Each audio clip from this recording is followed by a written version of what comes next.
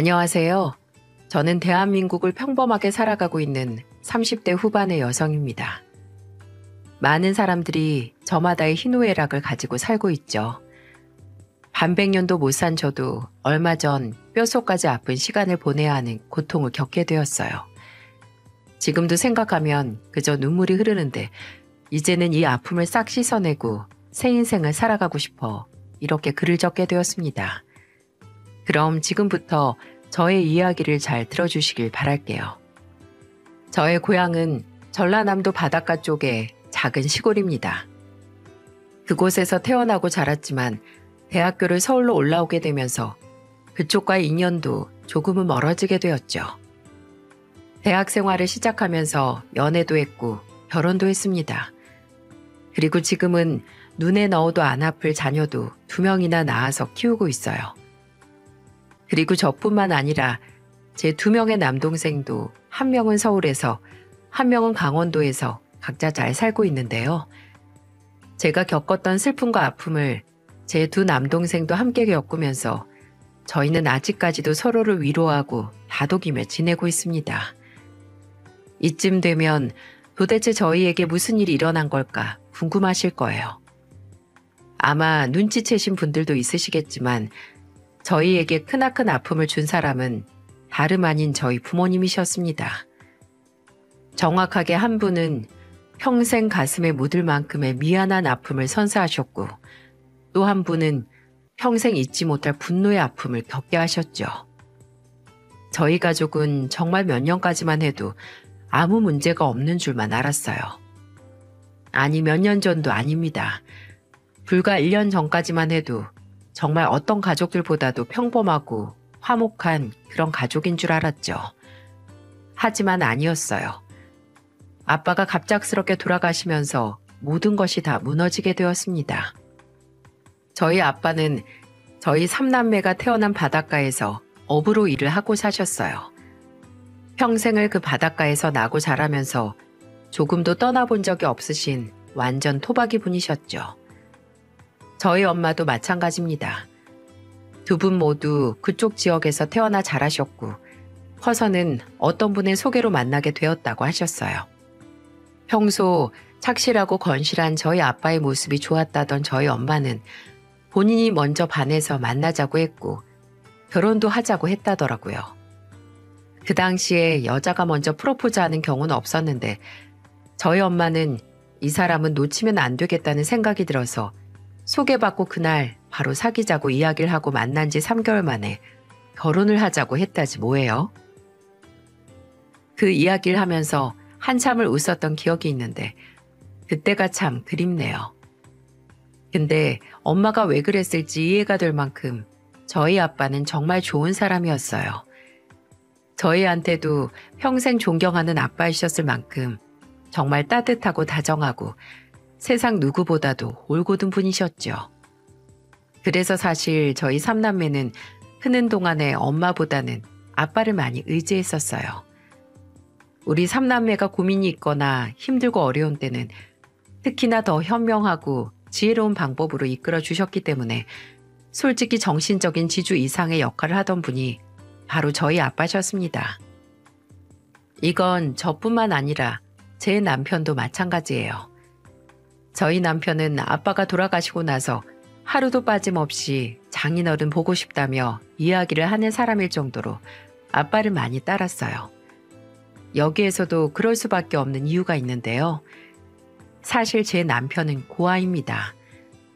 제가 서울에서 일을 하면서 이 사람을 지인 소개로 만났는데 지인이 처음부터 저한테 이야기를 하더라고요.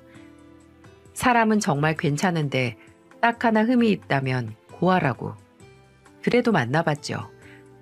근데 정말 마음씨 좋고 누구보다도 저를 많이 사랑해 주는 거예요. 그래서 결혼을 약속하고 저희 부모님께 말씀을 드렸었어요. 근데 2분이서 딱 의견이 갈리는데 이렇게 말씀을 하셨어요. 어머, 고아라고? 예, 아무리 요즘 시대 외동도 많고 부모 없는 것쯤이야 흠으로 생각 안 한다고 하지만 그래도 그게 사람이란 게 살아보면 다 다른 거다. 우리 옆집에 여자 1명 있는데 그 여자가 어릴 때 고아랑 잘못 결혼해서 아주 집안 말아먹고 난리 피웠잖니. 안 돼. 그리고 고아면 힘들 때 돈 대줄 사람도 없을 거고 혼자서 짐을 다 지어야 하는 건데 안 돼, 안 돼. 그 결혼 다시 생각해. 엄마는 걱정스러운 말투로 막 호들갑을 떨면서 이야기를 하시더라고요. 근데 그 옆에서 저희 아빠가 다시 말씀을 하셨어요. 그건 그 여자가 먼저 도박에 손대고 노름을 그렇게 했잖소. 그러니 그 남편이 화가 나서 집안에서 난리친 거고 당신은 정확하게 알고 말을 해야지. 왜 애가 어렵게 말을 꺼내는데 그렇게 근심을 얹어주나? 그 바깥 사람은 내가 잘 아는데 착실하고 사람 괜찮았어. 묵직하니 책임감도 있고. 자미양아, 우선 고아라는 거 너무 신경 쓰지 말고 데리고 와봐라. 네가 결혼을 결심한 데는 그만큼 그 사람이 좋은 사람이니까 결심하지 않았겠니? 경제적인 건 너희들이 살면서 키워나가도 되는 거야. 네 엄마랑 나도 어렵게 시작했지만 너희 셋을 이렇게 잘 키우지 않았니? 게다가 그쪽에 도와줄 부모 없어도 나랑 네 엄마가 있는데 무슨 걱정이야. 우리가 든든하게 이렇게 잘 자리 잡고 있는데. 그러니 우선 얼굴 좀 보게 한번 내려오라고 해.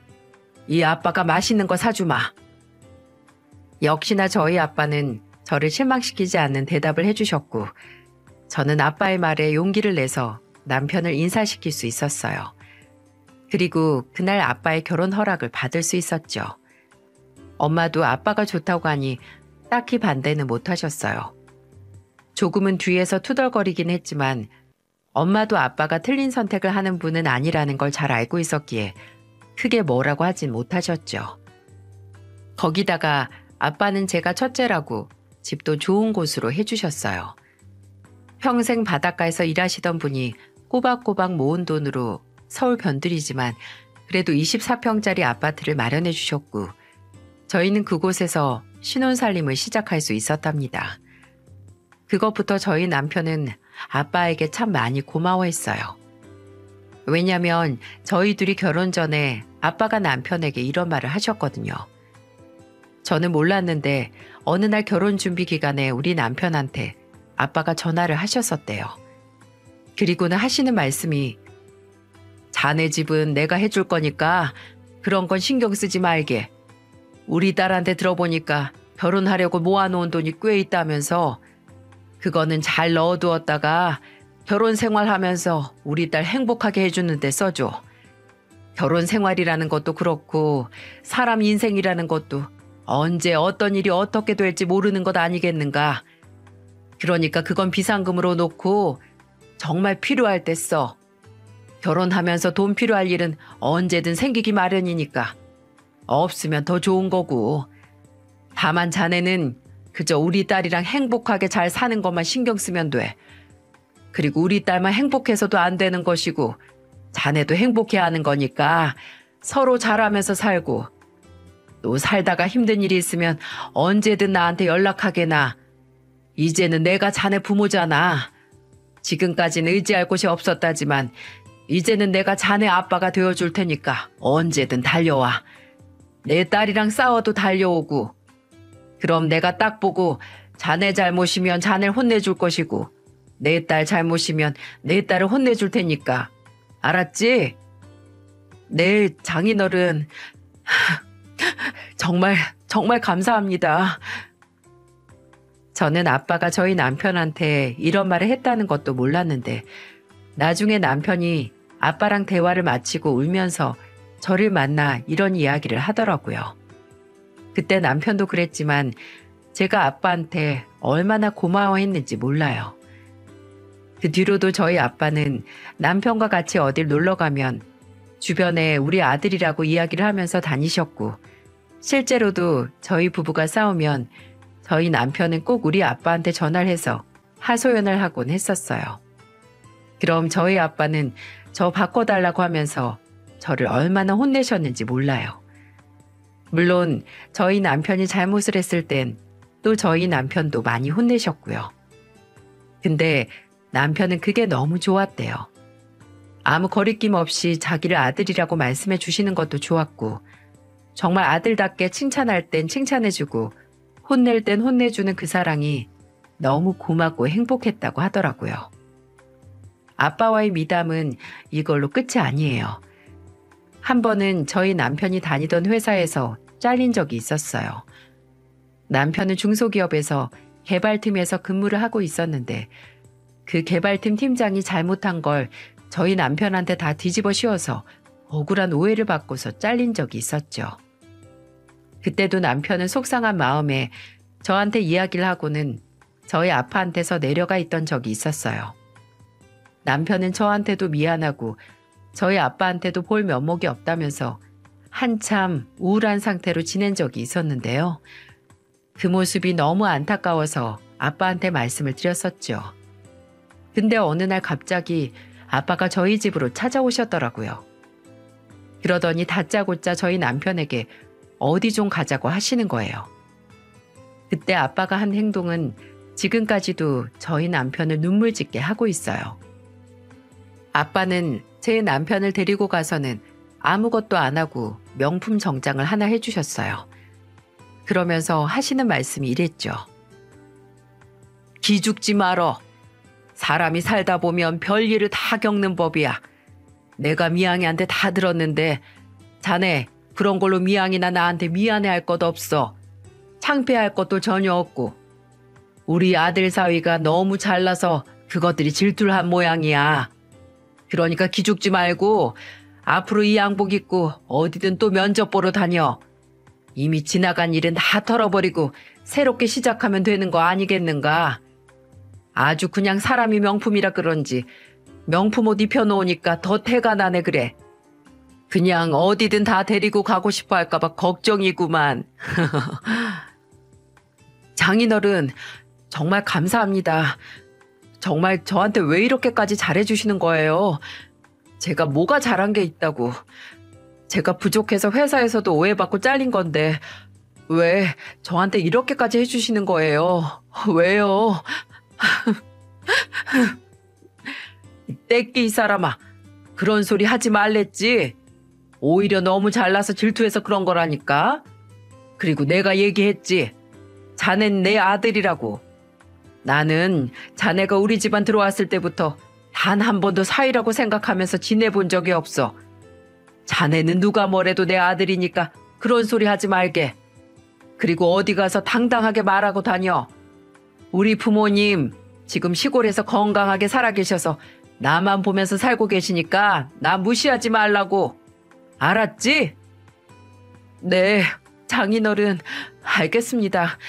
그렇게 얘기하고 다닐게요. 제 부모님이 되어주셔서 제 아버지가 되어주셔서 정말 감사합니다. 그래 우리 아들 나에게 와줘서 고맙다. 고마워. 먼 길 돌아서 왔지만 이제라도 내 아들로 와줘서 정말 고마워.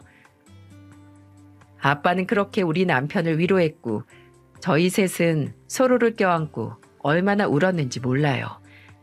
그리고 아빠는 그날 저희가 사드리겠다고 하는 밥도 다 아빠가 사주시고는 시골로 내려가셨어요. 남편이 그날 이후로 아빠의 말에 다시 힘을 내서 정말로 그 명품 옷을 입고는 여기저기 면접을 보러 다녔고 그 회사에서 쌓아올린 포트폴리오도 괜찮은 편이라 오히려 경력직으로 더 좋은 곳으로 취직을 할 수 있었죠. 그만큼 저희 아빠는 저희에게 정신적인 지주 역할을 잘해주셨고 남편은 그날 이후로 더 정말 장인과 사위의 사이가 아닌 아빠와 아들처럼 가깝게 지냈습니다. 저희 아빠는 제 남편한테만 그렇게 잘하신 게 아니었어요. 저희 삼남매를 키우면서도 정말 헌신적인 모습과 누가 봤을 때 이런 아빠가 또 있을까 싶을 만큼 잘해주셨는데요. 특히나 우리 아빠의 사랑을 많이 받은 게 바로 저희 둘째예요. 제 동생은 아빠라면 껌뻑 죽는 아이인데요. 어릴 때부터 아빠랑 바닷가에서 놀고 수영을 배우고 낚시를 함께 하면서 제일 행복해했던 게 바로 둘째였어요. 우리 둘째는 지금 직업 군인으로 있지만 군인이 되기 전에는 아빠 따라 나가서 종종 배도 타고 여러 가지 일도 도와드리곤 했었어요. 그만큼 우리 삼남매 중에 효자이기도 했죠. 그래서 엄마랑 아빠는 내심 둘째가 아빠를 따라서 어부를 하기를 원하셨던 것 같아요. 힘든 일이긴 해도 아빠 뒤를 이었으면 하는 마음이 있으셨던 모양이더라고요. 게다가 엄마가 둘째를 너무 끔찍하게 생각했었기 때문에 엄마는 둘째를 옆에 끼고 살고 싶어 하셨어요. 근데 그런 동생이 군대를 갔는데 생각보다 그 일이 잘 맞아서 아예 직업 군인으로 일을 하겠다고 했을 때 엄마는 예상대로 반대를 정말 많이 하셨죠. 뭐? 절대 안 돼. 직업 군인이라니. 너 아빠 따라 나가서 배 타는 거 좋아했잖아. 엄마 옆에서 그냥 배 타고 아빠 따라다녀. 왜 갑자기 군인이야, 군인은? 그게 얼마나 힘든 일인데. 엄마, 배 타는 일도 똑같이 힘들어요. 그리고 나라 지키는 일인데 힘들면 좀 어때서요? 나 이 일이 정말 나랑 잘 맞고 군인 하고 싶어요. 그러니까 허락해 주세요. 안 된다고 글쎄. 절대 안 돼. 여보, 얘 좀 말려봐. 왜 아무 말도 없어? 둘째야, 너 꼭 군인이 하고 싶으냐? 네, 아빠. 하고 싶어요. 아빠 따라 배 타는 일도 재밌고 좋았는데 이 일은 제가 보람을 느끼면서 하게 돼요. 군인 하고 싶어요.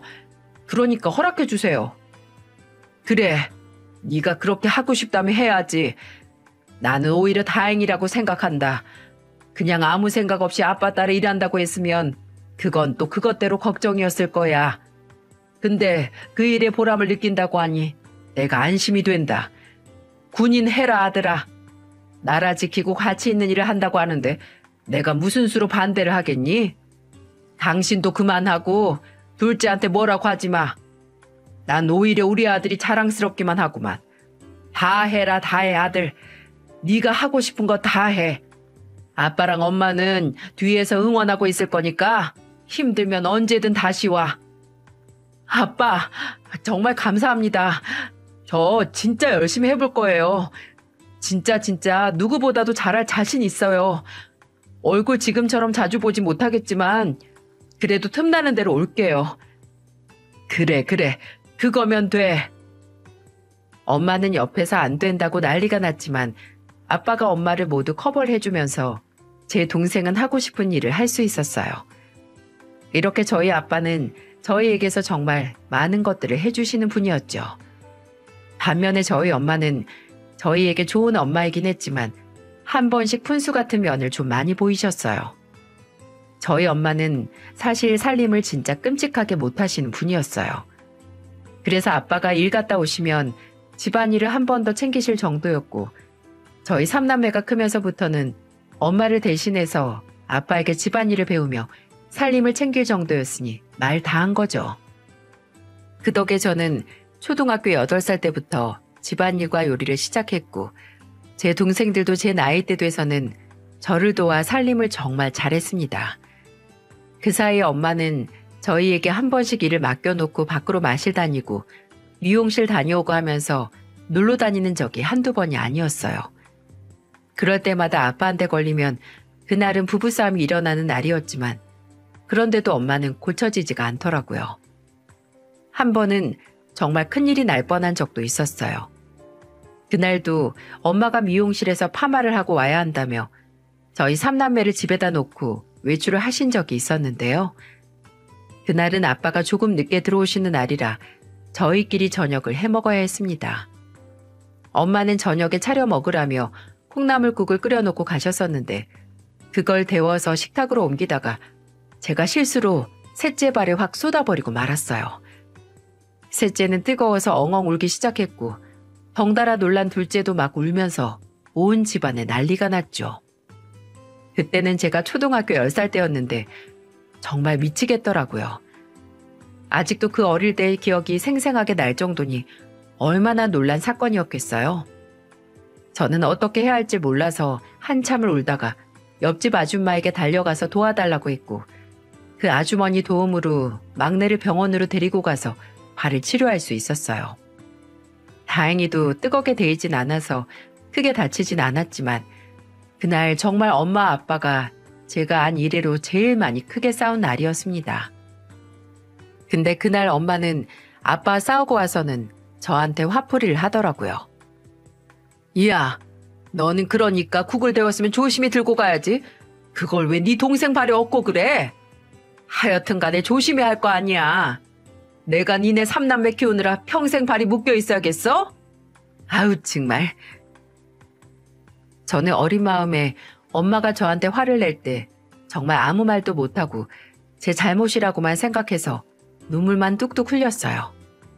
근데 지금 생각해보면 엄마의 그 한마디가 저한테는 아직까지도 상처로 남아있는 듯 하더라고요. 왜냐면 나는 아이를 낳아서 키우면 우리 애 혼자서 집에 있게 하는 일은 절대로 하지 말아야지 라고 생각하며 컸었거든요. 그때는 그게 상처인지 몰랐는데 지금 생각해보면 그때 일이 트라우마로 남아서 저는 아직까지도 막내한테는 미안한 마음이 남아있어요. 그만큼 엄마는 한 번씩 이런 안 좋은 모습들을 보여주셨고 그래서 저희가 크면서 아빠만큼 엄마한테 신뢰를 얻지 못했던 것 같아요.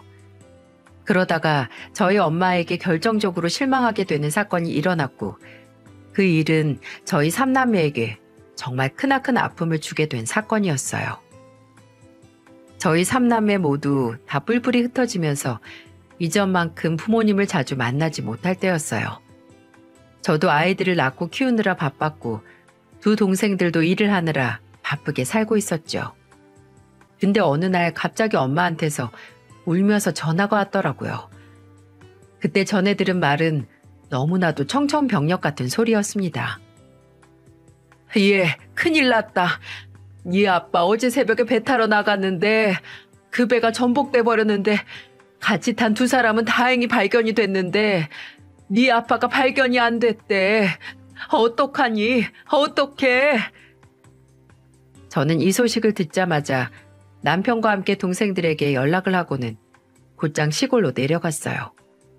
그때까지는 아빠는 찾을 수 없었고 결국 하루가 더 지난 다음에 늦은 새벽이 되어서 구조대에 의해 발견할 수 있었고 이미 온몸이 차갑게 식은 채로 있으셨어요. 온 가족이 엉엉 울면서 난리가 났고 저희 둘째 동생은 아빠를 찾은 다음에서야 늦게 내려와 가슴을 치며 울고 있었어요. 하지만 정신을 차리고 아빠의 장례를 치러야 했기에 저와 남편은 바쁘게 장례를 준비하고 있었죠. 그렇게 아빠의 장례가 시작되고 저희 삼남매는 정말 하루 종일 울다가 조문객을 받고 장례 절차를 밟아나가며 힘든 시간을 보냈습니다. 근데 그 와중에 저희 엄마는 뭔가 이상했어요. 희한하게도 저는 엄마가 제일 많이 힘들어할 거라고 생각했었는데 엄마는 슬퍼하시긴 하셨어도 눈물을 한 방울도 흘리지 않으시더라고요. 게다가 평소에 아빠랑 친하게 지내시던 30년 지기 친구가 있었는데 그분이 오셨을 때는 한쪽에 가셔서 희희낙낙 어찌나 웃으며 떠드시던지 상주로서 남들 보기에 좀 민망할 정도였어요. 저희 남동생들도 엄마가 왜 저러냐며 조금씩 의문을 갖긴 했었는데 그 당시에는 거기에 신경 쓸 겨를이 없었기 때문에 그냥 넘어갔습니다. 그렇게 눈물이 마르지 않던 아빠의 장례가 끝나고 온 가족들이 집으로 모였어요. 다들 피곤하고 힘든 와중이었는데도 아빠의 흔적이 남아있는 집으로 가니 또 그렇게 보고 싶고 그리워서 눈물이 나더라고요. 저희 남편도 어찌나 꺽꺽 울었는지 목소리가 다 잠길 정도였죠. 그때는 아빠의 유품을 정리하는 것도 너무 힘이 들어서 엄마한테 이야기를 하고는 아빠 짐을 그대로 두었었어요. 그리고 나중에 저희가 마음 정리가 되면 그때 정리를 하기로 해놓고 사식구제를 지내기 전까지는 아빠의 짐을 건들지도 않았습니다. 그 뒤로 아빠의 사식구제가 다가오고 있었고 저희 삼남매는 다시 집으로 모여서 아빠의 짐을 정리하기로 했어요. 근데 그때 엄마에게서 다시 한번 충격적인 소리를 듣게 되었습니다. 얘들아, 잠깐 앉아봐라. 할 말이 있다. 있잖아, 나 재혼하려고. 상대는 너네도 잘 아는 사람이야. 아빠 친구 상식이 아저씨 알지? 그 아저씨랑 결혼하기로 했다. 실은 네 아빠 그렇게 되기 전에 우리 이미 이혼하려고 계속 얘기 중이었어. 니네한테는 정말 말하고 싶지 않았는데 사실은 니네 아빠가 죽기 전에 2년 전부터 바람을 계속 폈어. 너희는 모르겠지만 내가 그거 알고 나서 정말 삶이 너무 힘들어서 니네 아빠한테 이혼해달라고 했는데 끝까지 안 해주더라고. 그러다 결국은 내가 못 참고 이혼해달라고 이야기를 쭉 하면서 이젠 정말 소송까지 가보려고 했었는데 그 사람이 그렇게 돼버린 거야. 너희한테는 조금 갑작스럽겠지만 상식이 아저씨 너네도 오래 알고 지냈고 나한테도 니네 아빠만큼 친한 친구였잖아. 그런 사람이 내가 남편 잃고 나니까 의지가 되어주더라. 그래서 재혼하기로 했으니까 너네도 좀 이해해줬으면 좋겠어. 엄마의 말에 저희는 너무나 깜짝 놀랐고 그때 당시에는 어떠한 말도 해줄 수가 없었어요. 아빠가 돌아가신 지 얼마 안 된 데다가 아빠가 바람을 폈었다는 게 정말 믿기지가 않더군요. 그때 아빠를 제일 많이 따랐던 둘째가 이야기를 하더라고요. 엄마, 말도 안 돼요. 아빠가 바람이라니. 아빠가 어디 그럴 사람이에요? 아닌 거 엄마가 제일 잘할 거잖아요. 뭔가 오해가 있었겠지. 제대로 알아본 거 맞아요? 아빠 바람 피실 분 아니에요. 내가 다 봤다니까? 그럼 내가 왜 이혼까지 생각했겠니? 엄마가 오해한 걸 거라고요. 저는 인정 못해요. 아빠가 바람 피웠다는 것도 안 믿기고 엄마 재혼도 인정 못해요. 엄마 진짜 너무한 거 아니에요? 아빠 돌아가신 지 얼마나 됐다고. 1년이 됐어요? 2년이 됐어요? 아니면 10년이 됐어요? 겨우 2달이에요, 2달. 2달이 뭐야? 아직 49제도 안 지났는데 어떻게 재혼하겠다는 소리가 나와요? 난 인정 못하니까 그렇게 아세요. 둘째는 그렇게 화를 내버리며 집 밖으로 나가버렸어요. 근데 둘째뿐만 아니라 저희 모두가 다 당혹스러웠기 때문에 더 말을 하지 못했어요. 저희도 엄마에게 해줄 수 있는 말이 없어서 함께 집 밖으로 나왔죠. 근데 그때 밖에서 기다리고 있던 둘째가 저와 막내한테 이렇게 이야기를 하는 거예요. 누나, 아무래도 이상해. 아빠가 바람을 피웠다는 게 믿겨져? 나는 절대 아니라고 봐. 오히려 엄마가 수상하다고. 그날 봤지? 장례식장에서 그 상식의 아저씨랑 둘이서 웃으며 아주 신났던 거. 나는 그 둘이 제일 이상해. 아무래도 이번에 아빠 유품 정리하면서 이것저것 잘 살펴봐야겠어.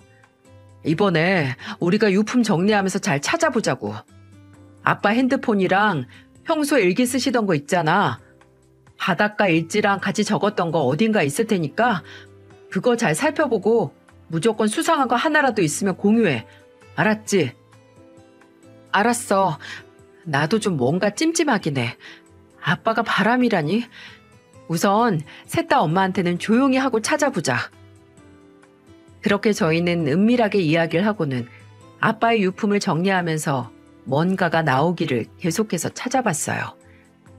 왜냐하면 옛날부터 아빠가 바닷가에서 뱃일을 하고 오시면 꼭 그때 날씨나 상황들을 적으면서 일기도 같이 적으시곤 했었거든요.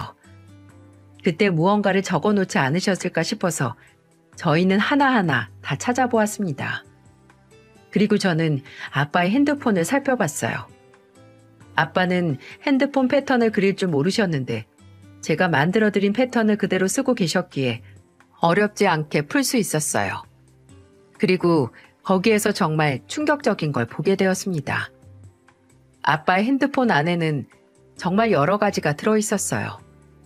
제일 먼저 들어가서 살펴본 사진첩에는 아빠가 엄마 몰래 상식의 아저씨와 엄마가 같이 있는 모습을 찍어놓은 사진이었죠. 사진 속 그들은 다정하게 손을 잡고 있었고 껴안은 모습도 있었습니다. 그 모습을 찍으며 눈물을 흘리셨을 아빠를 생각하니 정말 마음이 미어지더라고요. 근데 그것뿐만이 아니었어요. 저는 혹시 몰라서 아빠의 녹음 파일도 봤는데 거기에는 상식의 아저씨랑 통화한 내용들, 엄마와 대화한 내용들이 전부 다 녹음이 되어 있었어요. 저희 아빠는 평소에 세심하고 꼼꼼한 부분이 있었기 때문에 사진을 찍었으면 분명 또 다른 단서를 만들어 놨을 거란 생각이 들었고 그래서 살펴본 녹음 파일에는 역시나 결정적인 것들이 잔뜩 들어가 있었어요. 그걸 하나하나 들으면서 저는 엄마에 대한 분노와 아빠에 대한 슬픔이 동시에 밀려왔습니다. 상식이 아저씨와의 통화 내용은 대부분 이런 내용이었어요. 야, 그냥 네 마누라랑 헤어지라니까? 아니, 네 마누라가 네가 그렇게 끔찍하게 싫다는데 도대체 왜 그렇게 껴안고 살려고 하냐? 그 사람이 내가 좋대, 내가. 이제는 너랑 살 부딪히는 것도 싫다는데 도대체 왜 이혼을 안 해주는 거야? 이 나쁜 놈아, 천하의 몹쓸 놈. 친구 마누라 뺏어간 주제에 그런 소리가 나오냐? 나는 절대 이혼 못해. 우리 애들한테 어떻게 그런 상처를 줄 수 있겠냐? 너는 쉽게 그렇게 이혼했었을지 몰라도 나는 못한다. 나는 못해. 아유, 진짜 이 고지식한 놈. 야, 그냥 좋은 말로 할 때 네 마누라랑 끝내. 비참하게 인생 마무리하고 싶지 않으면. 어릴 때 우리에게 용돈도 주고 자주 집을 왕래했던 상식이 아저씨는 제가 알던 좋은 아저씨가 아니었습니다. 인간의 탈을 쓴 짐승이자 악마였어요. 하지만 그보다도 더 큰 악마는 바로 우리 엄마였죠. 야, 이 인간아, 이혼해달라고. 나 진짜 당신 싫다니까? 아주 그냥 얼굴만 봐도 멀미가 나게 싫다고. 평생 배만 타는 인간 짠내나서 싫고 이 지긋지긋한 집구석에서 사는 것도 이젠 지겨워. 그러니까 제발 이혼 좀 해. 애들이야 너만 보고 사는 애들인데 내가 없다고 뭐 어떻게 되겠어? 그러니까 제발 좀 나가 떨어져라, 이 거머리 같은 인간아. 네가 어떻게 나한테 그럴 수가 있냐? 어? 나 좋다고 쫓아다닐 땐 언제고 이렇게 사람을 배신을 해? 이혼은 절대 안 돼. 당장 상식이 그놈이랑 헤어져. 그놈이 어떤 앤데?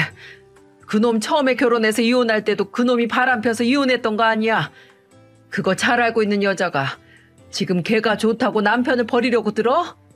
나중에 얼마나 후회하려고. 후회 안 해. 내가 후회를 왜 해? 나는 그냥 당신을 만나서 결혼한 것 자체가 지금 후회가 돼. 그냥 지금까지 내 인생 자체가 후회라고. 오히려 그 사람이 내 진짜 인생이 되어줄 거야. 그러니까 당장 좀 나가 떨어져라, 이 찰거머리 같은 인간아. 저는 여기까지 듣고는 정말 머리 위로 피가 거꾸로 솟는 듯한 기분이 들어서 더 들을 수가 없었어요. 이것만으로도 이미 충분히 엄마의 만행을 알 수 있었고, 엄마는 본인이 바람이 난 걸 아빠가 죽자 그걸 아빠한테 다 뒤집어 씌웠던 거죠. 저는 그걸 보자마자 제 동생들한테 가서 보여주려고 했어요. 근데 저는 오히려 더 끔찍한 걸 보고야 말았습니다. 아빠의 일기장을 찾아보던 둘째는 소리도 못 내고서 한쪽 구석에 가서 울고 있더라고요. 저는 아빠 일기장 안에도 제가 들은 것과 비슷한 것이 적혀 있는 줄만 알았어요. 그래서 다 알게 되었구나 싶어서 동생에게 다가갔는데 그때 동생은 저에게서 무언가를 건네주었고 저는 둘째 동생에게 그걸 받자마자 바닥에 주저앉아 통곡을 할 수밖에 없었습니다. 둘째가 저에게 전해준 건 다름 아닌 아빠의 간암 진단서였고 그 안에는 아빠가 간암 2기였다는 사실이 적혀 있었어요. 그리고 그 진단서가 꽂혀있던 일기장 안에는 아빠의 무수한 아픔이 담겨져 있었습니다. 4월 9일 간암이라는 판정을 받았다. 건강검진을 하고 싶지 않았지만 요 근래 몸이 너무 좋지 않아서 검사를 받아봤는데 내가 간암이란다. 요즘 애들 엄마 때문에 신경을 너무 많이 써서 그런 건지 아니면 오랜 시간 몸을 쓰다 보니 망가진 건지 이제 앞으로 어떻게 해야 할지 모르겠다. 이식을 받아야 한다는데 애들한테는 절대로 말할 수 없다. 그거 알면 무조건 재간 다 떼어줄 아이들인데 막막하다. 4월 12일 아내에게 간암 2기라고 말을 하니 잘 됐다고 한다. 어떻게 나한테 그럴 수가 있을까. 그러니 제발 이혼해달란다. 노년에 병간호하면서 살고 싶지 않다면서 제발 이혼해달라고 하는데 정말 이제는 놓아주어야 하는 걸까? 고민이 많다. 우리 애들한테는 절대로 말하지 말라고 했다. 또 그 푼수대기가 금방이라도 달려가서 말할까봐 걱정이지만 아마 말을 못할 거다. 본인이 나한테서 도망가야 하는데 아이들이 알면 못 갈 거 뻔하기 때문에 4월 20일 이혼을 하기로 결심했다. 몸은 점점 힘들어질 거라는데 간 기증자가 나오기 전까지는 내가 살 수 있을지도 모르겠고 그냥 애들한테는 말 안 하고 조용히 수술하고 싶다. 아내에게도 말해서 이제 이혼해 주려고 한다. 애 셋 낳고 키우고 내 뒷바라지 지금까지 했으면 고생한 건 맞지. 근데 아무리 생각해도 상식이 그놈은 그 여자를 행복하게 해줄 놈이 아닌데 오히려 또 뒤통수 맞진 않을지 걱정이다. 아빠의 일기들을 보면서 저와 막내 역시 가슴을 치며 울 수밖에 없었어요. 그리고 엄마라는 인간에게 분노를 느끼게 되었고 그건 저뿐만이 아니라 이 두 동생들에게도 마찬가지였어요.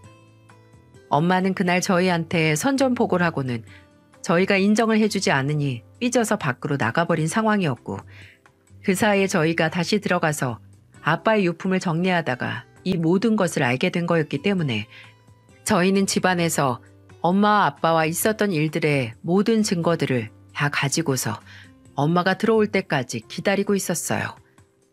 그리고 가만히 앉아서 기다리고 있지 않았습니다. 그럼 무얼 하면서 기다렸냐고요? 저희 남동생은 다짜고짜 엄마의 짐을 싹 다 가지고 나왔어요. 옷이며 신발, 가방, 화장품 전부 다 들고 나와서는 마당 한가운데다가 다 쌓아놓고는 갑자기 불태우기 시작했죠. 저희는 너무 놀라서 말리고 있는데 그 사이에 엄마는 집으로 들어왔고 마당 앞에서 불타고 있는 본인의 물건들을 보더니 난리가 났습니다. 야, 너네 뭐 하는 짓이야? 이게 다 뭐야? 아니 내 걸 왜 태우고 그래? 이 아이 나쁜 년아. 네가 어떻게 우리 아빠한테 그럴 수가 있어? 나쁜 년. 네가 그러고도 엄마야? 네가 엄마냐고. 아빠가 당신한테 어떻게 했는데. 당신은 진짜 자격이 없어. 알아? 당신 앞으로 이 집 밖으로 절대로 못 나가. 알았어? 둘째는 이렇게 이야기를 하더니 이번에는 집 안으로 들어가서 안방에 있는 이불까지 싹 가지고 나와서 태웠고 그 다음에는 안방, 주방, 거실에 있는 물건들을 싹 다 때려 부수기 시작했어요. 당신은 볼 자격도 없고 입을 자격도 없고 잠잘 자격도 없어. 어떻게 그래? 아빠 간암인 거 알았잖아. 그걸 알고 있던 사람이 우리한테 한마디 말도 안 하고 당신이 바람 피워대고 아빠 가슴에 대못을 박았으면서 감히 아빠한테 그걸 다 뒤집어 씌워? 이 악마 같은 년 절대 용서 못해. 둘째가 이렇게 이야기하니 이제는 모든 게 들통났다는 걸 알고는 엄마도 난리가 났습니다. 그때부터는 엄마가 싹싹 빌기 시작했어요. 미안해. 정말 미안해. 내가 다 잘못했어. 나도 힘들어서 그랬어. 힘들어서. 네 아빠랑 사는 게 오죽 힘들었으면 그랬겠어. 부부라는 게 그렇잖아. 어떻게 평생 좋을 수가 있니? 그리고 간암 이야기 안 꺼낸 건 니네 아빠가 말하지 말랬어. 말해버리면 내가 바람 피운 것까지 너네한테 다 일러 바친다고. 그래서 말을 할 수가 없었어. 정말 미안해. 미안해 얘들아. 다 필요 없어. 이 인간 같지도 않은 당신하고는 이제 부모라고 생각하고 싶지도 않아. 당신 평생 후회할 거야. 우리 아빠 저렇게 만든 거, 우리한테 상처 준 거 평생 후회하게 될 거라고. 절대로 용서 못해, 절대로. 둘째는 그렇게 이야기를 하며 밖으로 나가버렸고 엄마는 저와 막내를 다시 한번 붙잡고 늘어졌어요. 하지만 저도 엄마한테 받은 상처가 컸기에 저는 엄마를 뿌리치고 남편과 함께 집 밖으로 나오려고 했습니다. 근데 그때 생각지도 못한 일을 막내가 벌였어요. 짝! 아! 이게 뭐 하는 짓이야? 놀랍게도 지금까지 아무 말 안 하고 눈물만 뚝뚝 흘리고 있던 우리 막내가 속으로 얼마나 참고 있었던 건지 손바닥에 손톱 자국이 깊게 파이다 못해 피가 난 줄도 모르고 주먹을 쥐고 있다가 엄마가 너무 뻔뻔하게 나오니까 자기도 모르게 엄마의 뺨을 때려버린 거였어요. 엄마는 거기에 놀라서 그냥 쓰러져 버렸고 저도 남편도 너무 놀랐어요. 하지만 막내 분노가 너무 커서 어떻게 할 수가 없었죠. 다신 우리 찾아오지 마. 다시는. 막내는 그렇게 이야기를 하고는 나가버렸고 저도 남편도 뒤따라 나갔습니다. 그 뒤로는 저는 그 상식이 아저씨와 함께 동창들, 그 동네 사람들과 함께 있는 단톡방이 있다는 걸 알고는 제가 들은 녹음 파일과 핸드폰 안에 있던 사진들을 다 그쪽 단톡방에 보내버렸어요. 그 뒤로 단톡방이 난리가 나면서 동네에서 사업을 하던 상식이 아저씨는 사업이 완전히 망해 그 동네에서는 일을 할 수가 없어 도망을 갔는데 그때 엄마도 함께 따라갔더라고요. 기가 찼습니다. 하지만 어떻게 되었게요?